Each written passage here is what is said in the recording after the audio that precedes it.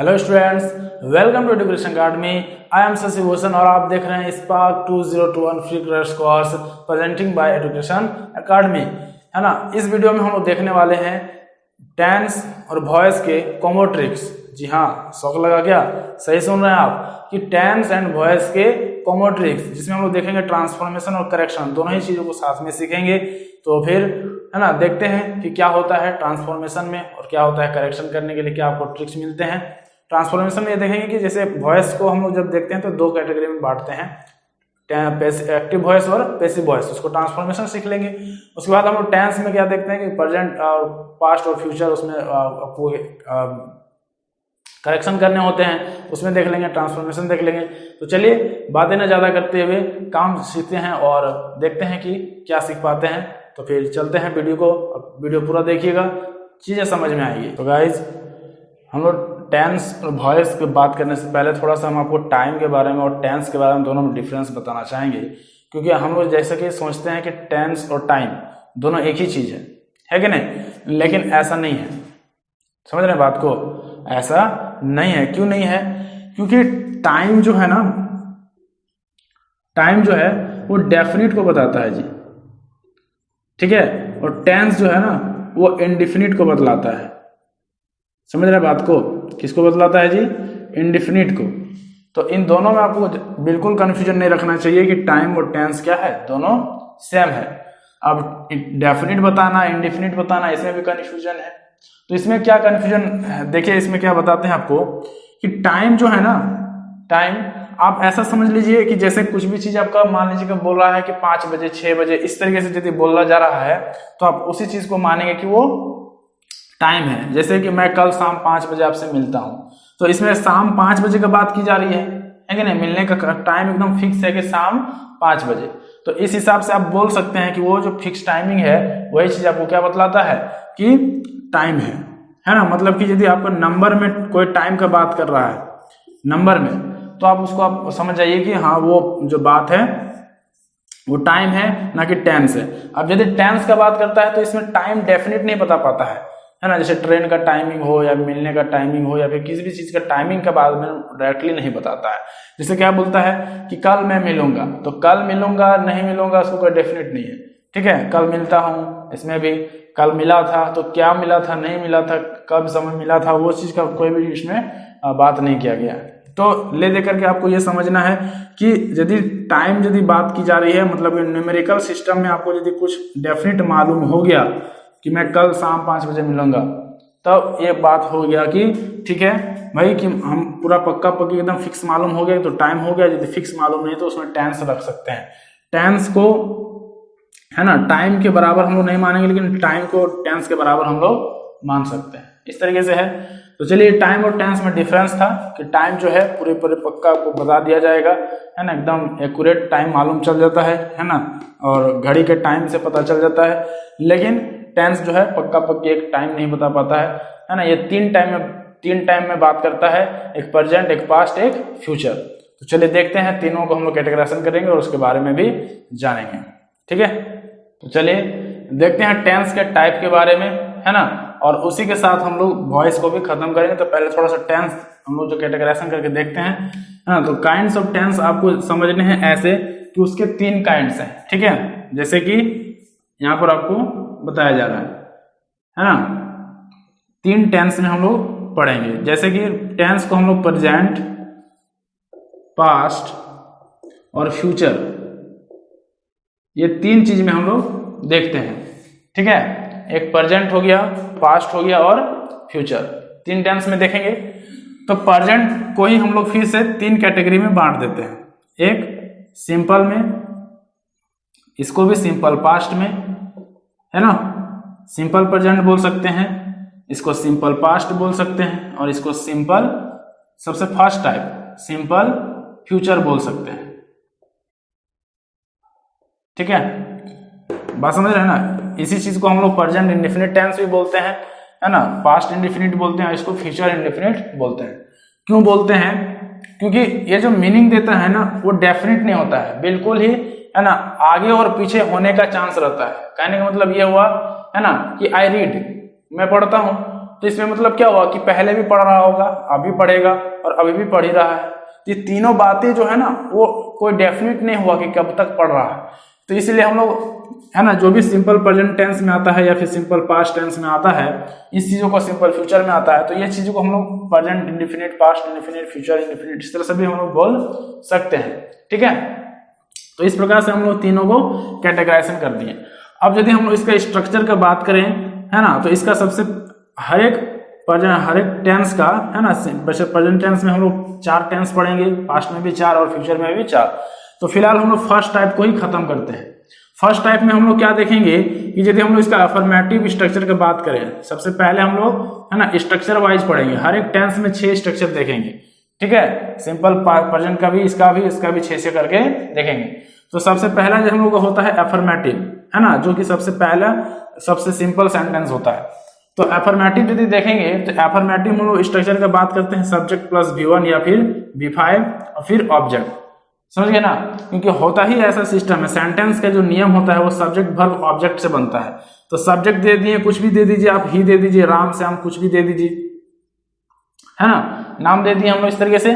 उसके बाद हम लोग को वर्ब डालने हैं, तो ही और सी के साथ कौन सा, ये तो आपको जो वर्ब दिख रहा होगा, ये सिंगुलर वर्ब दिख रहा होगा, नहीं दिख रहा होगा, है ना, राम सिंगुलर वर्ब है, एक आदमी का बात कर रहा है, तो इसी के कारण से यहाँ पर आ जाएगा रीड्स, है ना, सिंगुलर वर्ब, सिंगुलर सब्जेक्ट के साथ सिंगुलर वर्ब दे दिए तो रीड्स हो गया।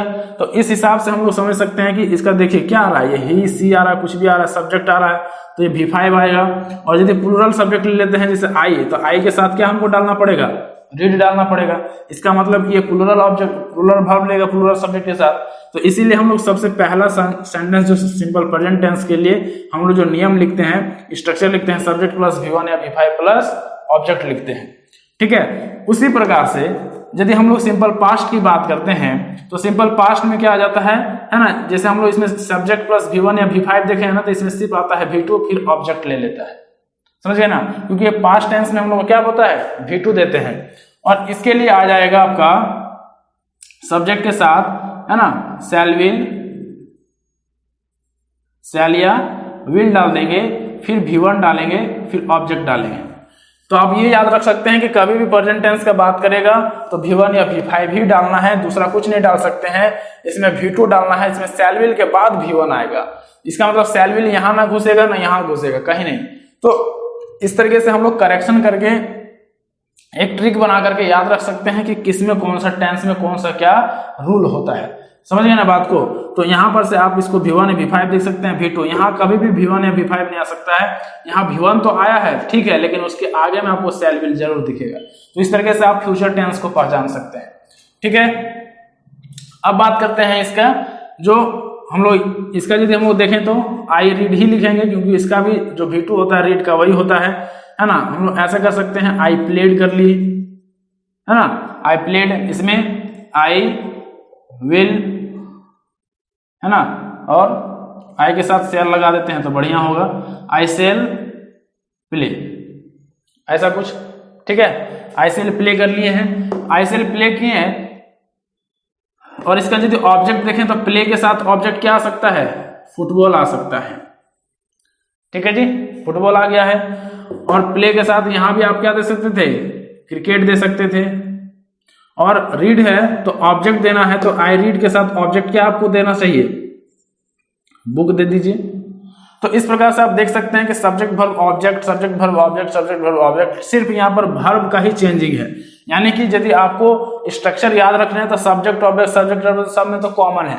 तो सिर्फ आप यदि V1 या V5 V2 shell will plus V1 इस तरीके से ट्रिक से आप याद रखें तो जनरली आप सारी चीजों को याद रख सकेंगे। ठीक है ना।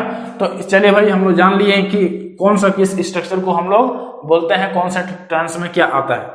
अब यदि हम बात करें वॉइस कि इसमें कैसे इंक्लूड किया जा सकता है, तो देखिए हम आपको एक ही ट्रिक है कि अभी हम सेंटेंस का नियम क्या बताएं कि सब्जेक्ट वर्ब और ऑब्जेक्ट होता है सेंटेंस में। हमेशा सेंटेंस में एक ही नियम होता है, सब्जेक्ट वर्ब और ऑब्जेक्ट का। अब यदि वॉइस बना देना ना तो इसी चीज को उल्टा कर दिया जाता है, इसी चीज को उल्टा कर देते हैं। क्या करते हैं, ऑब्जेक्ट मतलब कि ये यहां आ जाता है, ये यहां चला जाता है, और वर्ब का जहां का तहीं रह गया। मतलब ये हुआ कि कुछ ऐसे कुछ लिखा हुआ था, हम लोग ऐसे कर दिए। कुछ इस तरह से कुछ लिखा हुआ था, इसको उल्टा के ऐसे कर देना है, तो उलट दिए तो हम लोग इधर ऑब्जेक्ट आ जाएगा, इधर सब्जेक्ट चल जाएगा, ये बीच में था बीच में ही रह गया, बस इतनी सी बात है। पीछे वाले को आगे कर देना, आगे वाले को पीछे कर देना है जी। तो इस हिसाब से हम लोग को यहाँ पर ये नियम ही काम आता है हर जगह, कभी भी आप वॉइस में चेंज करेंगे तो इस हिसाब से जैसे हम लोग टेंस में 3 कैटेगरी में बांटे हैं, तो वॉइस को हम लोग 2 कैटेगरी में बांटते हैं। किसमें एक्टिव वॉइस और पैसिव वॉइस में। फिलहाल हम लोग 2 वॉइस पढ़ेंगे, तीसरा वॉइस भी होता है लेकिन उतना आपके लिए इंपॉर्टेंट नहीं है। तो आप ऐसा समझ सकते हैं कि एक्टिव वॉइस और पैसिव वॉइस है ना, और एक होता है क्वासी पैसिव वॉइस, उसके बारे में हम लोग लास्ट में बात कर लेंगे। लेकिन फिलहाल हम लोग 2 वर्ब के बारे में, मतलब 2 वॉइस के बारे में जानते हैं। तो यही नियम होता है हर एक जगह पे, यही नियम है, दूसरा कोई नियम नहीं है वॉइस के लिए। एक ही नियम जानने हैं कि सब्जेक्ट वर्ब में जो भी सेंटेंस है उसको उल्टा कर खाली लिख दीजिएगा तो हो जाएगा आंसर। चलिए, तो अब हम लोग बनाते हैं यहाँ पर, है ना, ये नियम यहाँ लिखते हैं, subject verb object, object verb subject. अब हम लोग सबसे पहला सेंटेंस क्या बनाए थे, आई रीड बुक, ये बनाए थे ना जी, आई रीड बुक बनाए थे। तो आपको बोला गया ये ऑब्जेक्ट है, ये वर्ब है, ये सब्जेक्ट है, तो ऑब्जेक्ट को सब्जेक्ट बनाने है, मतलब इसको यहाँ ले आना है, तो बुक यहाँ लिखते हैं।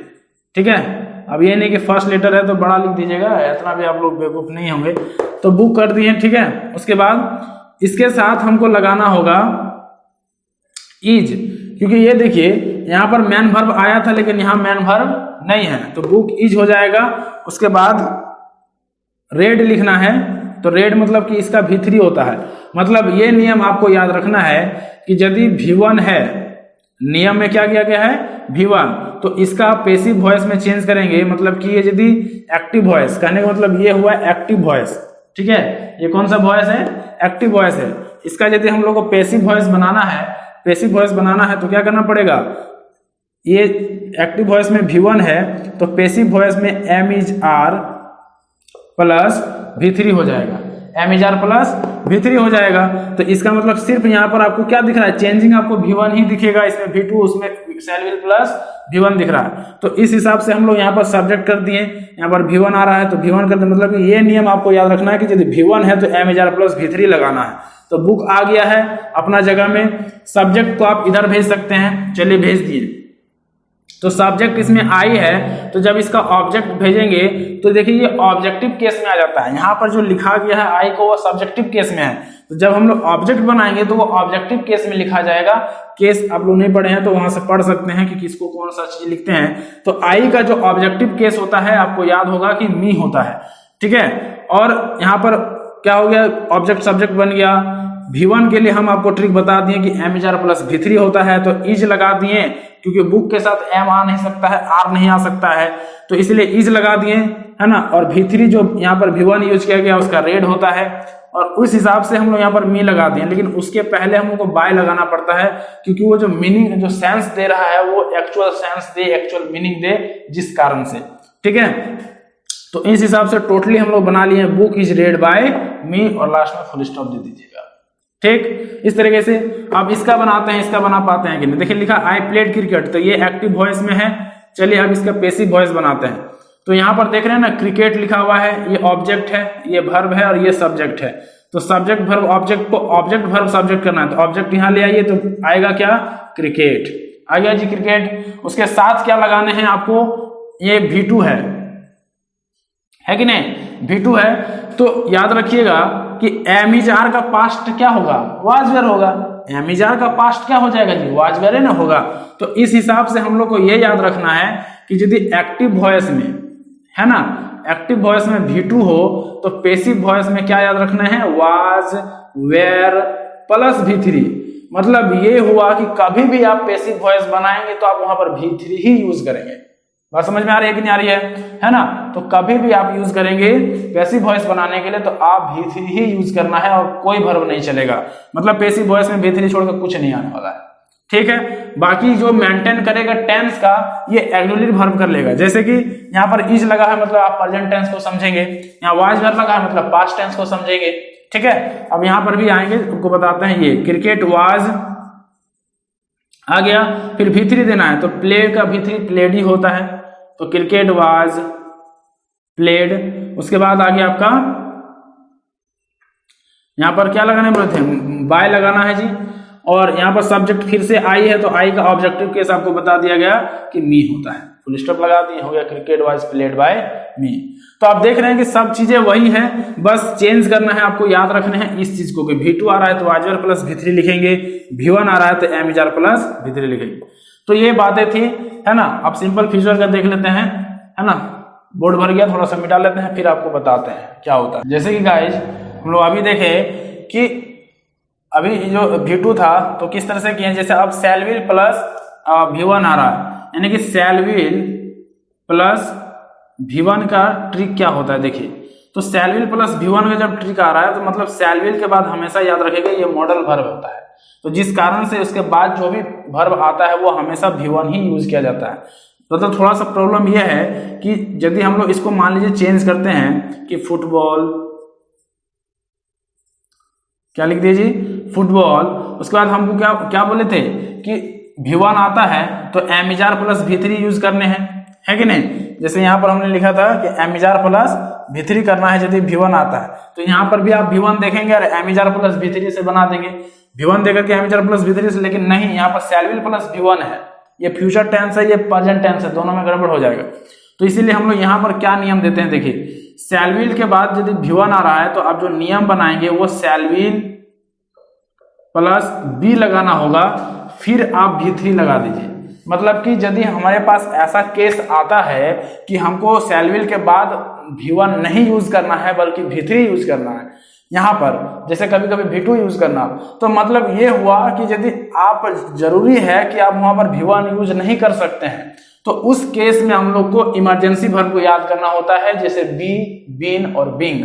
क्या ये आपको बता रहे हैं जी, बी आता है, बीन आता है और बींग आता है, ये तीनों वर्ब हम लोग इमरजेंसी के जैसा हम लोग यूज करते हैं।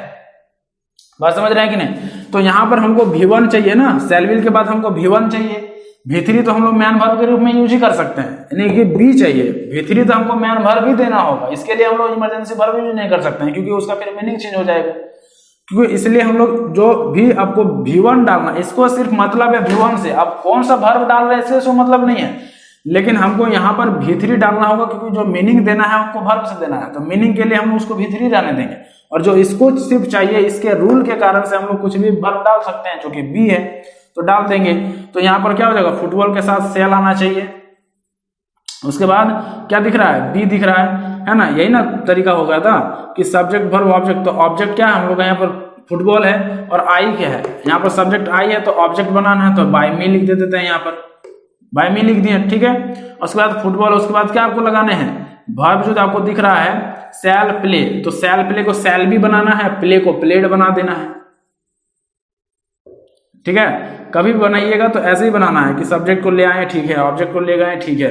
उसके बाद जो भी हम लोग बन गया सेल व्हील प्लस वर्ब है, हाँ तो सेल व्हील प्लस वर्ब को क्या बताए थे सर जी ने, ना सेल व्हील करना है, फिर बी देना है, फिर V3 डाल देना है, समझ गए कि नहीं। तो यही सारे नियम है, छोटे छोटे ट्रिक्स हैं, उनको यदि आप पकड़ लेते हैं तो अच्छे खासे मार्क्स ले सकते हैं, एकदम बिल्कुल ही करेक्ट। तो ऐसे ही आसान आसान से ट्रिक हैं दोनों के, है ना। टेंस भी सीख गए और वॉइस भी आसानी से समझ में आ रहा होगा, तो ये दोनों ही ट्रिक हैं जो आपको चेंजिंग करने हैं, है ना। और ये तो आसान सा ट्रिक है, ये है जो भी दोनों ट्रिक आपको बता रहे हैं टेंस को पहचानने के लिए वो यही है।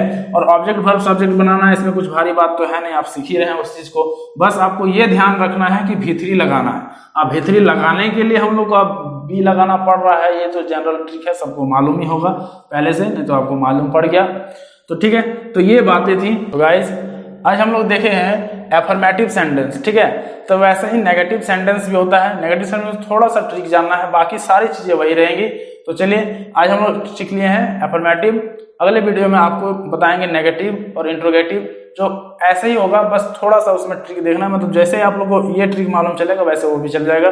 तो फिर चलिए, thanks for watching this video and मिलते हैं फिर अगले वीडियो में कुछ नए ट्रिक के साथ। और वीडियो को लाइक कीजिएगा, शेयर भी करना है, सब्सक्राइब तो करने ही चैनल को, क्योंकि आपको इस तरह के जो भी ट्रिक्स हैं चाहिए तो बिल्कुल ही, है कि नहीं, क्योंकि पूरा सीखना है, आधा सीखेंगे तो आपके लिए डेंजरस भी हो सकता है कि नहीं। तो इस बात को ध्यान रखना है और वीडियो को लाइक कर दीजिएगा, चैनल को सब्सक्राइब करके रखें ताकि अगला वीडियो आपको मिलते जाए। तो फिर चलिए फिर मिलते हैं अगले वीडियो में।